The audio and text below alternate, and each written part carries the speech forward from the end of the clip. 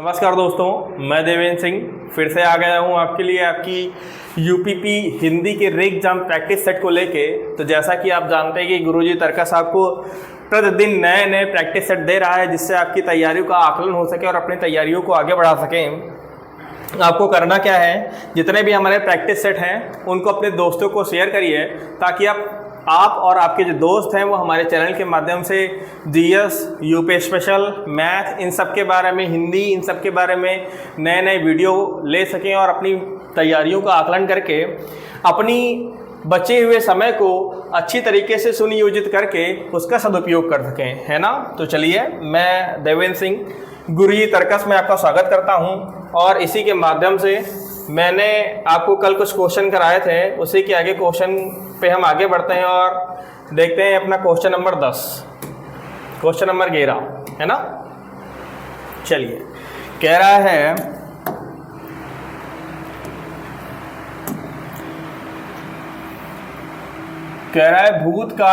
भूतकाल के कितने भेद होते हैं। आपसे क्वेश्चन पूछ रहा है कि भूतकाल के कितने भेद होते हैं।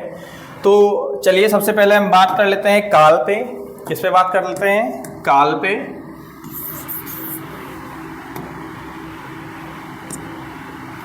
तो काल का मतलब होता है क्या? काल का मतलब होता है भैया समय, है ना। काल का मतलब समय। और समय कितने तरह का? समय 3 तरह का, सबको पता होगा। कितने तरह का? सबसे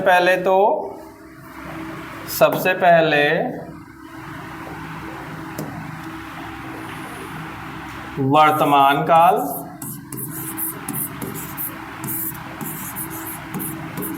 फिर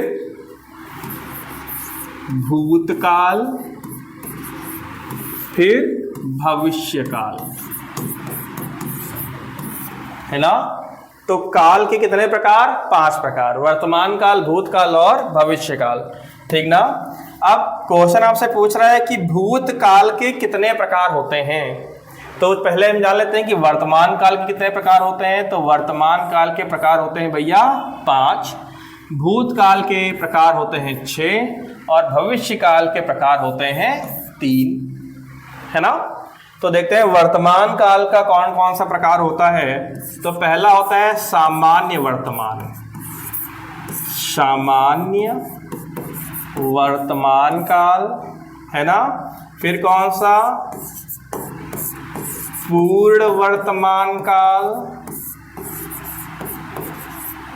फिर अपूर्ण वर्तमान काल, फिर संदिग्ध वर्तमान काल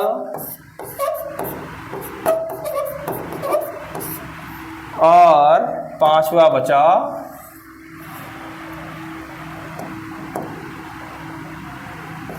आ जाएगा संभाव्य वर्तमान काल।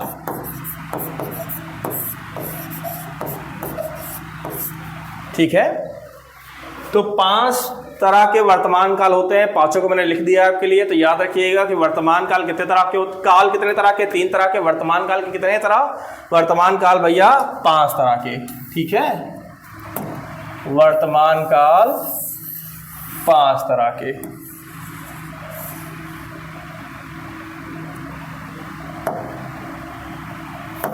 चलिए आगे आते हैं, आगे जानते हैं भूतकाल के बारे में। तो भूतकाल के कितने प्रकार? भूतकाल के 6 प्रकार। 6 प्रकार कौन कौन से? पहला है सामान्य भूतकाल। कौन सा? सामान्य भूतकाल। फिर है पूर्ण भूतकाल, फिर है अपूर्ण भूतकाल, फिर है संदिग्ध भूतकाल,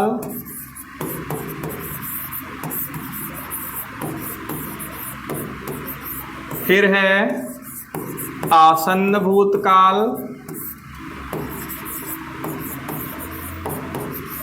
और फिर है हेतु हेतु मद, हेत हेत मद भूतकाल। 1 2 3 4 5 6। तो देखिए भैया, वर्तमान काल कितने तरह का, वर्तमान काल के प्रकार हैं 5, भूतकाल के प्रकार हैं 6 और भविष्य काल के प्रकार हैं 5, है ना। अब भविष्य काल के प्रकार हैं 3। अब जरा भविष्य काल के बारे में जानते हैं। इन सबको आप एक कॉपी पेन लेके नोट करते रहिए, ये आपके लिए बहुत ही जरूरी टॉपिक है। इससे आपका एक प्रश्न आना ही है, या तो आपसे सीधे सीधे ऐसे पूछेगा कि वर्तमान काल के कितने प्रकार होते हैं, भूतकाल के कितने प्रकार होते हैं, भविष्य काल के कितने प्रकार होते हैं, या तो एक उदाहरण दे देगा और पूछेगा कि अब बताइए कि ये वाला कौन सा प्रकार है, वर्तमान भूतकाल का कौन सा प्रकार है, भविष्य काल का कौन सा प्रकार है, या वर्तमान काल का कौन सा प्रकार है ना। चलिए, भविष्य काल के 3 प्रकार कौन कौन से हैं। पहला है सामान्य भविष्य, सामान्य भविष्य काल, फिर है संभाव्य भविष्य काल,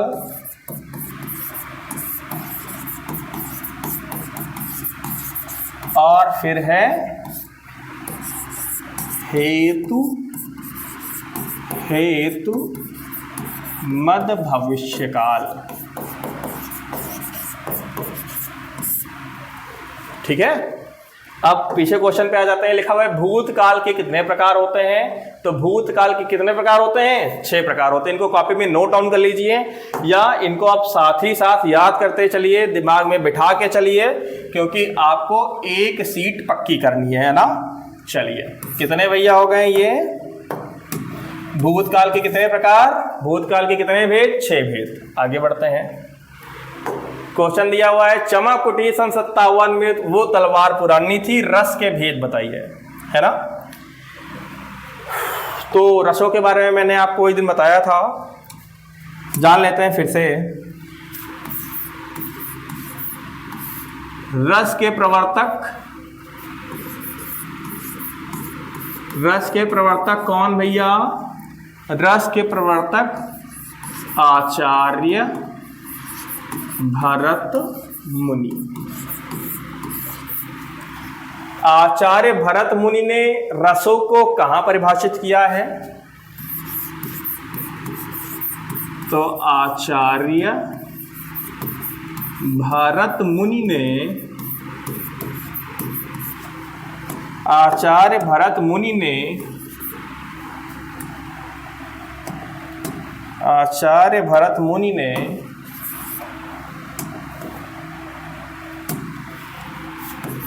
नाट्य शास्त्र, कहाँ, नाट्य शास्त्र, आचार्य भरत मुनि ने नाट्य शास्त्र के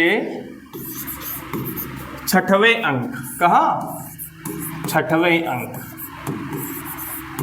आचार्य भरत मुनि ने नाट्य शास्त्र के 6वें अंक में रस को परिभाषित किया है। रस को परिभाषित किया।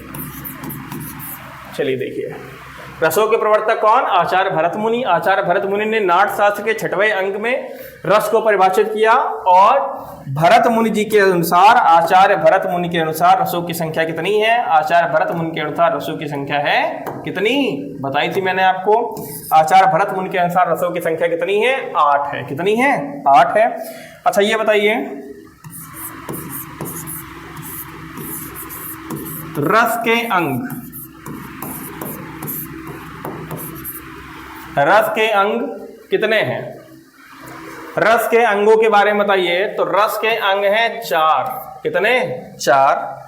कौन कौन से, रस के अंग हैं 4, रस के अंग हैं 4।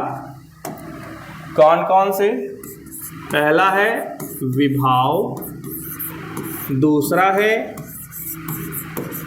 अनुभाव, तीसरा है संचारी भाव, विभाव, अनुभव, संचारी भाव, और चौथा है स्थायी भाव। ये आपसे पूछ सकता है कि रसों के कितने अंग होते हैं, रसों के कितने भेद होते हैं। तो रसों के 4 अंग होते हैं, विभाव, अनुभाव, संचारी भाव और स्थायी भाव, है ना। इसको भी याद रखिएगा कि रस के अंग कितने होते हैं, ठीक है। चलिए अब क्वेश्चन क्या पूछ रहा है आपसे, क्वेश्चन पूछ रहा है चमक उठी 1957 में वो तलवार पुरानी सी, रस का भेद बताइए। इन पंक्तियों को पढ़ के ही मन में क्या जागृत होता है, इन पंक्तियों को पढ़ के भैया मन में जागृत होता है, मन में जागृत होता है उत्साह। क्या? उत्साह। तो उत्साह जागृत होता है, इसलिए वीर रस है, और वीर रस का स्थायी भाव क्या हो जाएगा, उत्साह। हास्य रस का स्थायी भाव क्या हो जाएगा, हास्य रस का स्थायी भाव हो जाएगा हास, और श्रृंगार रस का स्थायी भाव हो जाएगा रति, और भक्ति रस का स्थायी भाव हो जाएगा क्या, भगवत विषयक रति। ठीक है। तो रस के बारे में आपने जानकारी प्राप्त की। रसों के प्रवर्तक कौन है, आचार्य भरत मुनि हैं। आचार्य भरत मुनि ने नाट्य शास्त्र के 6वें अंक में किसको परिभाषित किया, रसों को परिभाषित किया। और रसों के अंग कितने होते हैं, 4 होते हैं, विभाव, अनुभाव, संचारी भाव और स्थायी भाव। चलिए आते हैं अगले क्वेश्चन पे। लिखा हुआ है लोकोक्ति का सामान्य अर्थ क्या है। क्वेश्चन आपसे कह रहा है कि लोकोक्ति का सामान्य अर्थ क्या है। तो लोकोक्ति का मतलब है लोक में प्रचलित उक्ति, मतलब समाज में जो प्रचलित उक्ति हैं वही क्या है, लोकोक्ति हैं। तो इसका आंसर आपको सीधे सीधे पता हो जाएगा इसको पढ़ के ही कि लोकोक्ति का सामान्य अर्थ है लोक की उक्ति। ठीक है। चलिए आगे बढ़िए, और आगे बढ़ने पे हम आ रहे हैं। क्वेश्चन दिया गया है घी के दिए जलाना। क्या लिखा हुआ है, घी के दिए जलाने का मुहावरे का अर्थ है। तो घी के दिए जलाना मतलब खुशी मनाना। क्या, खुशी मनाना। घी के दिए जलाना मतलब खुशी मनाना। चलिए अगले में आ जाइए। लिखा हुआ है अतीत के चलचित्र किसकी रचना है। बढ़िया क्वेश्चन है। लिखा हुआ है अतीत के चलचित्र किसकी रचना है। तो चलिए नया पेज लेते हैं और आपको कुछ जानकारी दी जाए जिससे आपका भला हो सके। लिखा हुआ है अतीत के चलचित्र, है ना। शुरू करते हैं। लिखा हुआ है अतीत के चलचित्र, अतीत के चलचित्र। ठीक है। अतीत के चलचित्र के क्वेश्चन देखिए क्या लिखा हुआ है। अतीत के चलचित्र किसकी रचना है। आइए, अतीत के चलचित्र रचना है महादेवी वर्मा की। किसकी रचना है, महादेवी वर्मा की। ठीक है। महादेवी वर्मा, महादेवी वर्मा जी को अन्य किस नाम से जानते हैं। महादेवी वर्मा जी को हम अन्य नाम से जानते हैं आधुनिक युग की मीरा। क्या, आधुनिक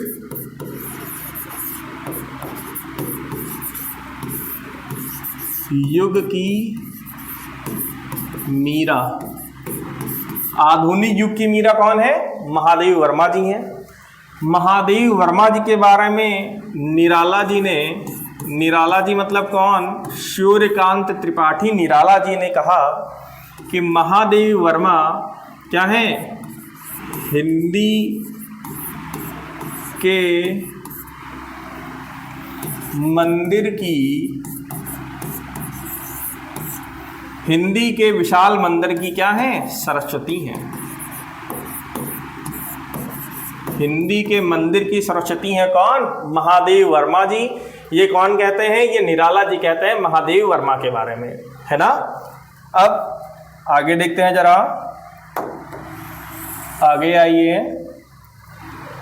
महादेवी वर्मा, है ना, किसके बारे में जानकारी ले रहे हैं हम भाई, महादेवी वर्मा,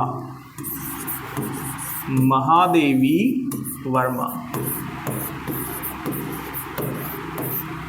ठीक है। तो महादेवी वर्मा किस युग की कवयित्री हैं, महादेवी वर्मा छायावाद, क्या, छायावाद युग की कवयित्री हैं कौन? महादेव वर्मा। छायावाद युग का टाइम पीरियड कितना रहा? 1918 से 1936 के मध्य का जो टाइम पीरियड है उसको बोलते हैं छायावाद युग, है ना। अब देखिए छायावाद युग के प्रवर्तक, छायावाद युग के प्रवर्तक, छायावाद युग के प्रवर्तक कौन है? तो छायावाद युग के प्रवर्तक है कौन भैया? जयशंकर प्रसाद जी। कौन? छायावाद युग के प्रवर्तक हैं जयशंकर प्रसाद। कौन? जयशंकर प्रसाद जी।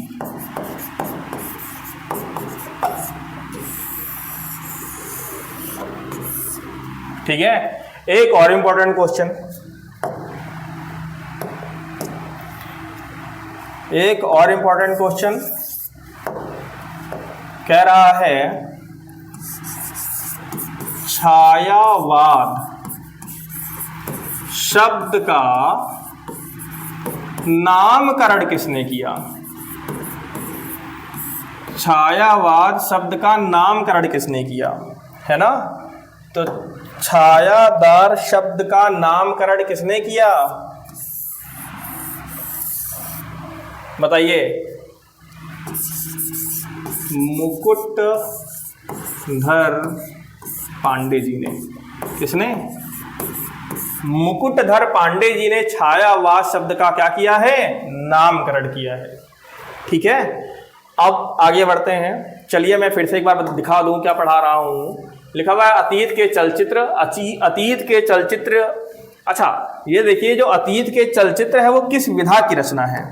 अतीत के चलचित्र किस विधा की रचना है?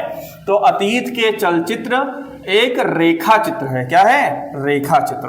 अतीत के चलचित्र है रेखा चित्र। क्या है? रेखा चित्र। अतीत के चलचित्र रेखा चित्र विधा की रचना है, जिसमें महादेव वर्मा जी ने अपने जीवन के महत्वपूर्ण समय के बारे में बताया है या अपने जीवन के महत्वपूर्ण समय का वर्णन किया है। अतीत के चलचित्र जो है वो रेखा चित्र की विधा है और इसको महादेव वर्मा ने लिखा हुआ है। महादेव वर्मा को आधुनिक युग की मीरा के नाम से जानते हैं। निराला जी ने इनको हिंदी के विशाल मंदिर की सरस्वती कहा है। महादेव वर्मा छायावाद युग की कवयित्री हैं। छायावाद युग का टाइम पीरियड है 1918 से 1936। छायावाद युग के प्रवर्तक है जयशंकर प्रसाद जी। छायावाद शब्द का नामकरण किसने किया? मुकुटधर पांडे ने किया, है ना। इतनी बात आप जानिए। क्वेश्चन क्या कह रहा था? क्वेश्चन कह रहा था, अच्छा तो भाई क्वेश्चन क्या कह रहा था? क्वेश्चन कह रहा था कि अतीत के चलचित्र किसकी रचना है ना। यही क्वेश्चन कह रहा था कि अतीत के चलचित्र किसकी रचना है। तो अतीत के चलचित्र जो है रचना है वो किसकी रचना है भाई? वो है महादेवी वर्मा जी की। उम्मीद करते हैं कि कुछ ना कुछ जान पा रहे होंगे आप। और आगे बढ़ते हैं। लिखा हुआ है शिक्षक का बहुवचन क्या होगा? शिक्षकों, शिक्षिका, शिक्षिकाएं, शिक्षकगण। तो शिक्षक का बहुवचन होगा शिक्षकगण। क्या होगा? शिक्षकगण, है ना। जैसे नेता का क्या होता है? नेतागण, है ना। ऐसे ही अलग अलग तरह के बहुवचनों को हम अलग अलग तरह का प्रयोग करके बनाते हैं। जैसे जैसे ये आपकी क्लासें ख़त्म होंगी प्रैक्टिस सेट, वैसे वैसे हम लोग डिस्क्रिप्शन देना शुरू करेंगे चीज़ों का, और डिस्क्रिप्टिव क्लासेस में एक एक चीज़ आपको बताई जाएगी। लिखा हुआ है सीता सो रही थी वाक्य का काल है। सीता सो रही थी वाक्य का काल है। तो सबसे पहले तो आपको पता करना है क्या? सबसे पहले तो आपको पता करना है कि ये वर्तमान काल है या भूतकाल है या भविष्य काल है। सबसे पहले यही पता करना होगा आपको। तो ये लिखा हुआ है रही थी। क्या लिखा हुआ है? रही थी। तो आखिरी में था थी थे आ रहा है, तो मतलब ये बहुत साफ साफ पता चल रहा है कि ये क्या है भैया? ये है भूतकाल। कौन सा काल? भूतकाल है ये, ठीक ना। अब यहाँ पे कई तरह के भूत दिए गए हैं, सामान्य भूत, पूर्ण भूत, अपूर्ण भूत और संदिग्ध भूत। इन चारों को आराम से समझ लेते हैं, ये काम आएंगे आपके। तो कह रहे हैं कि सामान्य भूत क्या होता है? तो सामान्य भूत एक ऐसा भूत सामान्य भूत भूतकाल का वह रूप है जिसमें जो कार्य है वो सामान्य रूप से समाप्त हो जाता है। जैसे हमने कहा सीमा ने खाना खाया, माताजी मंदिर गईं। ठीक है, तो ये जो हमने लिखा ये है क्या भैया, ये है सामान्य भूत। फिर बात करते हैं पूर्ण भूत की। पूर्ण भूत का मतलब भूतकाल में कार्य पूरी तरीके से समाप्त हो चुका है। भूतकाल में जो कार्य है वो पूरी तरीके से समाप्त हो चुका है। जैसे लिखा हुआ है सीमा ने खाना खाया, तो इसको अगर हमको पूर्ण भूत में बनाना होगा तो कैसे बनाएंगे, सीमा खाना खा चुकी थी। देखो खाने का काम क्या हो गया था भैया, पूरी तरीके से पूर्ण हो गया था। माताजी मंदिर गई, इसको पूर्ण भूत में बनाना है तो माताजी मंदिर जा चुकी थी। माताजी मंदिर जा चुकी थी, तो ये क्या हो गया, ये हो गया आपका पूर्ण भूत। और अपूर्ण भूत मतलब कार्य शुरू तो हुआ लेकिन समाप्त नहीं हुआ। कार्य शुरू तो हुआ और समाप्त नहीं हुआ। जैसे ये लिखा हुआ है सीता सो रही थी, सीता सो रही थी, मैं जा रहा था, रिश्तेदार आ रहे थे, तो ये सब क्या हो गया, अपूर्ण भूतकाल है ये, है ना। मतलब कार्य शुरू तो हुआ लेकिन पूरा नहीं हुआ, अभी चल ही रहा है। तो सीता सो रही थी, ये कौन सा काल हो गया, अपूर्ण भूतकाल हो गया। संदिग्ध भूत लिखा हुआ है ना, लिखा हुआ है संदिग्ध भूत। तो संदिग्ध भूत मतलब जिसमें कार्य के हो जाने की संभावना हो गई हो। जैसे आप पत्र लिख के रख के हैं और आपने अपने छोटे भाई से कहा कि पत्र आप डाकखाने में डाल दीजिएगा जाके, तो आप बैठ के सोच रहे हैं कि मेरे भाई ने पत्र क्या कर दिया होगा, पोस्ट कर दिया होगा, है ना। तो इस तरीके से ये क्या दिखाता है, संदिग्ध भूत दिखाता है। तो ये हैं आपके